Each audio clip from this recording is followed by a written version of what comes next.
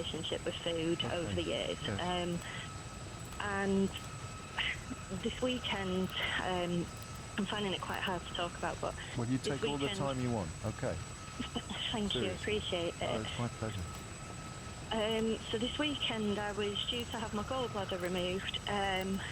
Around Christmas time they discovered, by chance, I had gallbladder disease and fatty liver disease. Right. So I was booked to have the surgery this weekend through my gallbladder. 2 days before the operation I went for my pre-op test where they discovered on an ECG that I've got a condition called left bundle branch block. Right. And I was... What's got me, and I think what the tipping point is, the shock from the doctors who have been immediately involved since. I'm 35. To have this condition when I didn't have it previously is very rare. It doesn't happen. And they really drove this home to you? Yes. You sound frightened. Yeah. I don't know what you sound, and you've mentioned that you're nervous coming on the radio, but you sound frightened of these diagnoses. Yeah, I think it's because...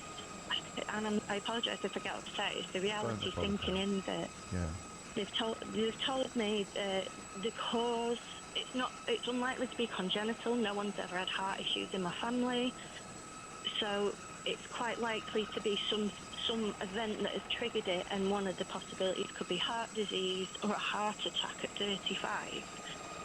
And I'm just a bit in shock because I can tell. Possible causes could be my weight, or it could be stress, it can be lifestyle choices. All of the above, most likely, isn't it, really? Yeah. And how much help do you get changing your habits? How much? Because once they've delivered the shock news, and it has clearly landed with you in a potentially positive way, how much help do you then get in making the kind of changes that you need to make? At this point, I mean, everything's early days. I'm going through a cardiology team, so I'm hoping, I mean, the appointment is in a month's time to kind of finalise everything and sort of plan.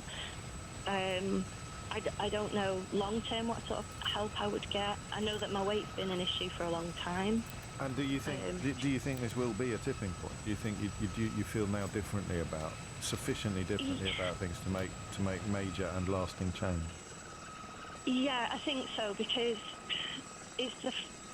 I've said I'm autistic, and sometimes with my brain I need the facts and I need certainty. I don't work well with grey areas, and I think the certainty of it all is what is that has shocked me the most, because this isn't just I can't just ostrich and stick my head in the sand, you know. That's a brilliant point. You can't talk yourself out of it. No, I can't. And I've got a wonderful son he's only 4. Right. And what's got me this weekend more than ever is the thought of what happens if it causes a heart attack, or what if it now severely limits my life? Yeah. And my little boy grows up with no mother. Oh, Tanya. You know, sometimes at this point I jump in and try and pull people back from where they are, but it's actually quite a good place for you to be, isn't it? In a way, to be thinking like in a way. Yeah. In a way, Yeah. And I think, you know, you were saying about they're looking at people to help in the NHS with like non-judgmental and sensitive support, and actually the one thing that stood out to me is, and again it may be my brain, I used to be a smoker years ago, and I have asthma as well, and I would see my asthma nurse, and her bluntness with me is what stopped me. It stopped me in my tracks. And she just very matter-of-factly went, if you keep smoking, you will die.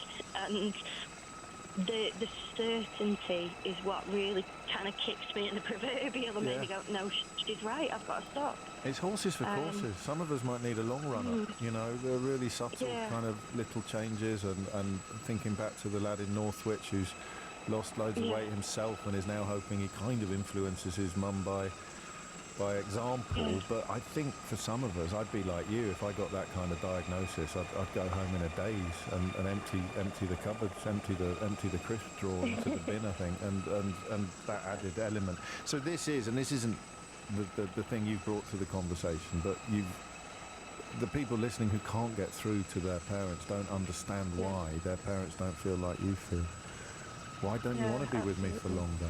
Why it's complicated, obviously, but a lot of love for you coming into the studio. Oh, thank you. No, I do think a big part is mental health, I think, is a big part. Because you've got, it's caring, isn't it, about yourself enough to make the changes. Yeah, and I do think, especially like